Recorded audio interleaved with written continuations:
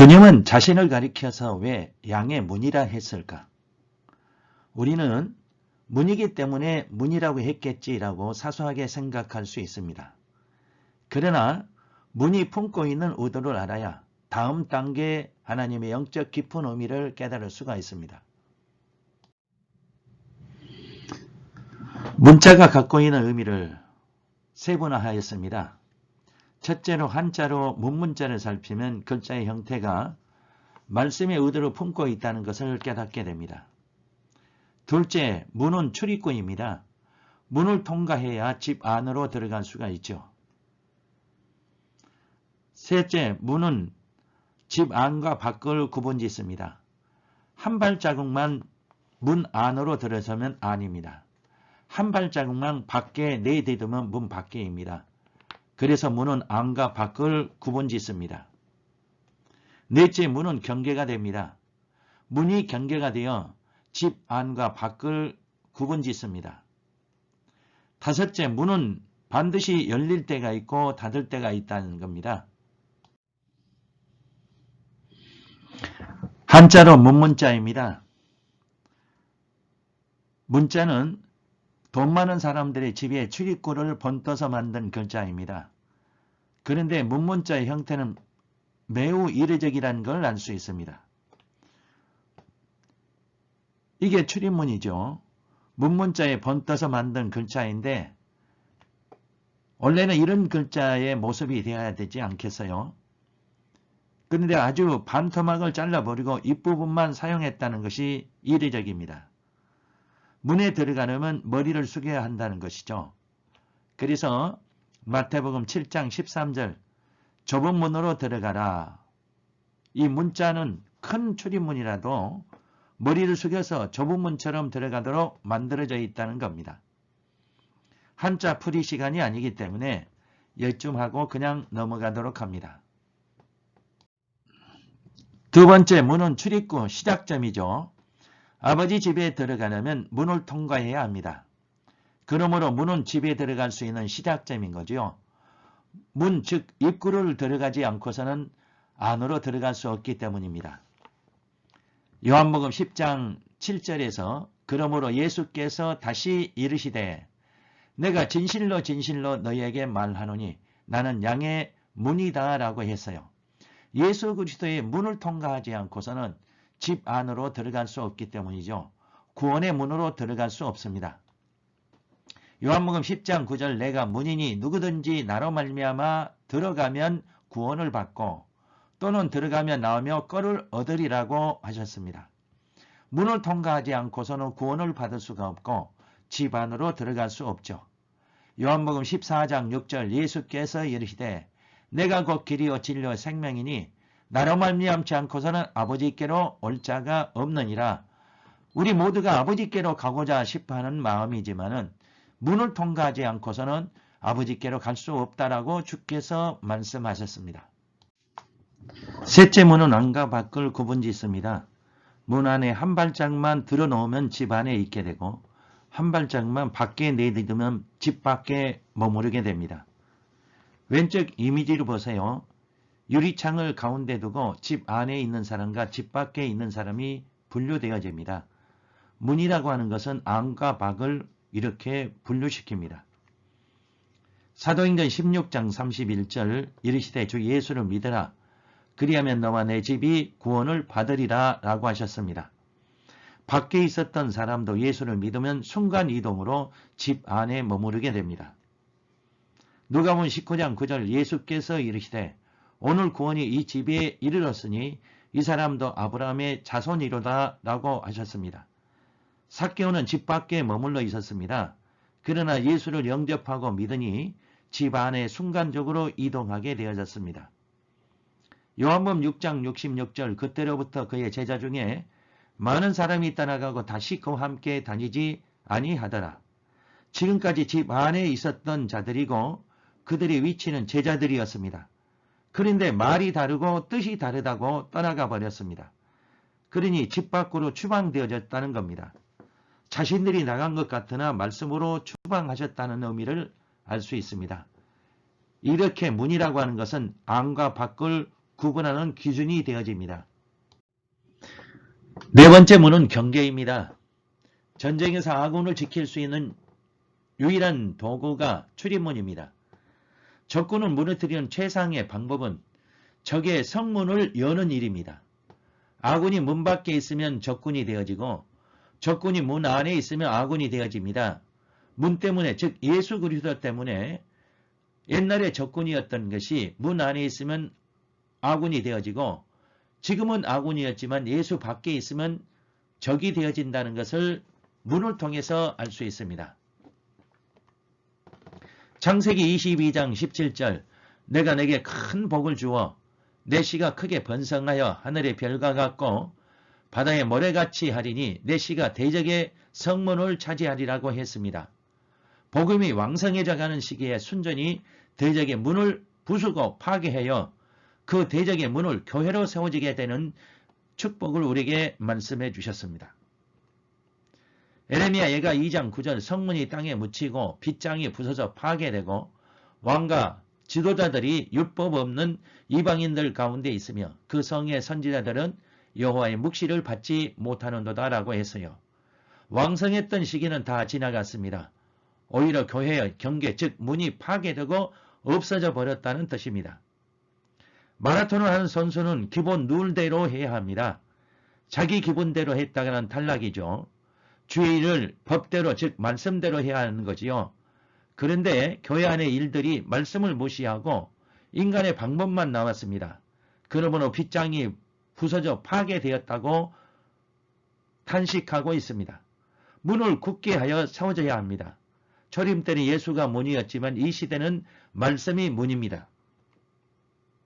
이사야 24장 12절 성읍이 황무하고 성문이 파괴되었다고 했습니다. 거룩하게 경계되었던 문 안이 파괴되어 황무하셨다는 말입니다. 주님은 경계의 의미를 깨닫는 자에게 새로운 일들을 시작하리라고 굳게 믿습니다. 다섯째 문은 열릴 때가 있고 닫아질 때가 있습니다.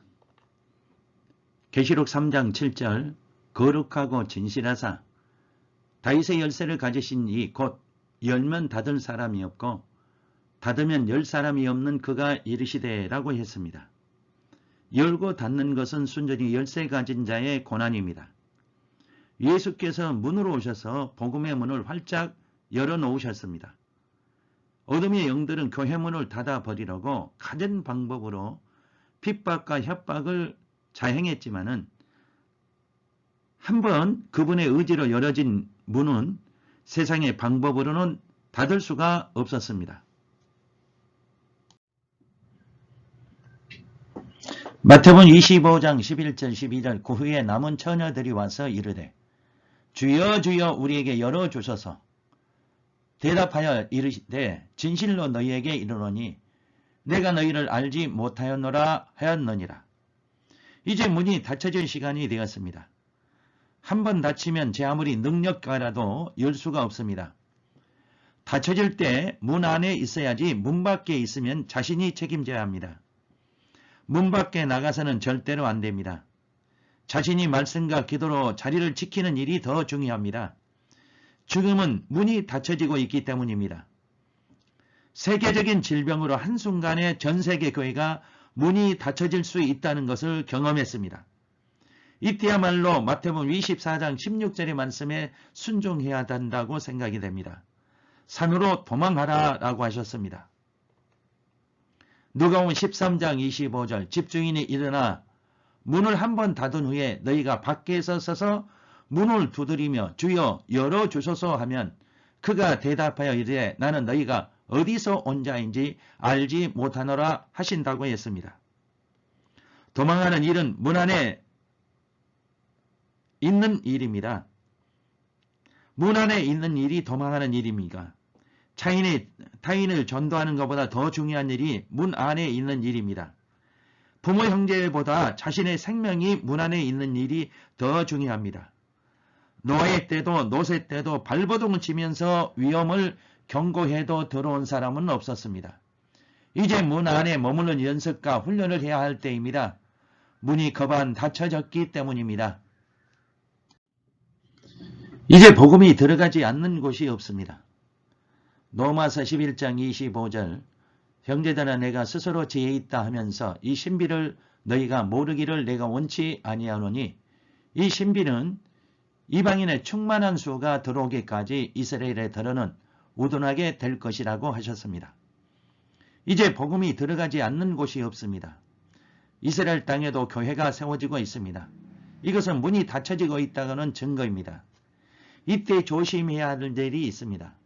문 밖에 있는 자들을 관심을 줄이시고 문 안에 있는 자신이 그 자리를 지키는 일이 더 중요하다고 생각이 됩니다. 어둠의 영들은 이런 일을 다 알고 있기 때문에 문 안에 있는 자들을 시험합니다. 문 밖에서 사랑하는 자들을 시켜서 잠시만 나왔다 가라고 계속 유혹합니다. 성경에는 세 종류의 문을 말씀하십니다. 앞에서 우리가 양의 문 대신 예수 그리스도를 살펴보았고 두 번째로 우리 성도의 심령을 가리켜서 문이라고 말씀해 주셨습니다. 세 번째는 다음에 기회가 있으면 정리해 보겠습니다. 우리는 밖의 문, 즉 예수 그리스도를 통해서 품으로 들어왔습니다. 주님의 품으로 들어온 우리들이 집 안에서 집을 지어야 되죠. 고린도전서 3장에서 건축해야 될 것을 우리에게 말씀해 주셨어요. 건축이 되면 주님은 우리 문을 통해서 주님이 들어오시겠다고 약속해 주셨습니다. 계시록 3장 20절 볼지어다 내가 문 밖에 서서 두드리노니 누구든지 내 음성을 듣고 문을 열면 내가 그에게로 들어가 그와 더불어 먹고 그는 나와 더불어 먹으리라고 하셨습니다. 주님은 이 시간 우리 심령의 문을 두드리고 계십니다. 그런데 이 노크를 들을 수가 없군요. 하는 일이 바쁘고 다양해서 말씀의 노크를 들을 기회가 없기 때문입니다. 가장 위험한 일은 교회 안에서 내가 좋아하는 일을 취해 있다는 겁니다. 내가 좋아하고 만족감을 주는 일에 주님도 기뻐할 것이라고 착각하는 일이 교회 안에서 가장 위험한 일입니다. 또 이런 일에 취해 있으면 심령을 병들게 하고 위험합니다. 이제 주님과 교제하는 일이 가장 중요하고 주님이 기뻐하신다는 일을 깨달으시기 바랍니다.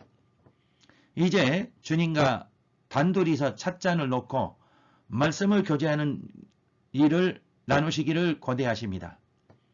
예를 들어 남편이 하루 일과를 마치고 집으로 돌아왔습니다. 그때서야 음식을 준비한다고 식당에 서 있고 분주하게 움직이거나 친구와 전화기를 잡고 있다면 여러분들 같으면 기분이 어떻겠습니까? 지금 주님이 가장 기쁘게 하는 일이 주님과 되어야 하는 일입니다. 말씀의 교제인 거죠. 이 말씀의 교제를 통해서 기쁨과 평안과 안식을 우리에게 누리게 말씀해 주십니다. 말씀 묵상과 암기는 주님이 가장 기뻐하시는 유일한 일입니다. 주의 일을 줄이시고 말씀으로 주님과 대화 시간 누리시기를 바랍니다. 주님의 열망이 시편 24편에서 말씀해 주셨어요.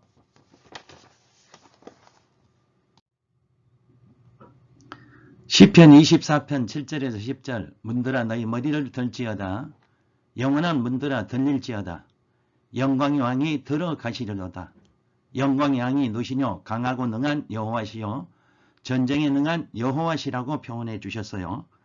시편 24편의 강의 시간이 아니기 때문에 자세한 설명은 피하도록 합니다. 내가 교회 안에서 좋아하는 일을 멈추고 주님을 마음속에 영접하는 일을 주님은 최고의 영광의 일이라고 표현하셨습니다. 8절에서 전쟁에 능하신 여호와라고 말씀해 주셨는데 우리 자신이 여호와께서 좋아하는 일에 포커스를 맞추게 하기 위해서 주님은 전쟁을 치르셨다고 말씀해 주셨습니다. 신앙인들이 말씀을 듣게 하기 위해서 교회 안에서 하던 일을 멈추게 하는 것이 주님은 보이지 않는 전쟁을 치르셨다는 말입니다. 주의 일을 멈추고 말씀을 듣는 일을 선택하는 일이 치열한 전쟁을 통해서 이루어지는 일입니다. 문들아 너희 머리를 들지어다 영원한 문들아 들릴지어다 영광의 왕이 들어가시려도다 영광의 왕이 누시뇨 만군의 여호와께서 곧 영광의 왕이시로다. 우리가 주님의 일을 멈추고 말씀을 듣는 일을 하는 것이 주님은 최고의 영광의 길이고 주님이 내 마음속에 문을 통해서 들어오시는 일이라고 표현하셨습니다. 정리해 봅니다. 문은 예수 그리스도를 의미했죠. 초림 때는 예수가 문이었지만 재림 때는 말씀이 문이 되었다는 것을 잠깐 살펴보았습니다. 두 번째로 문은 우리 성도의 심령을 가리켰습니다. 문을 열고 들어가면은 이제 길이 펼쳐지게 되죠. 다음 시간에 기회가 되면 길에 대한 것을 강의하도록 하겠습니다.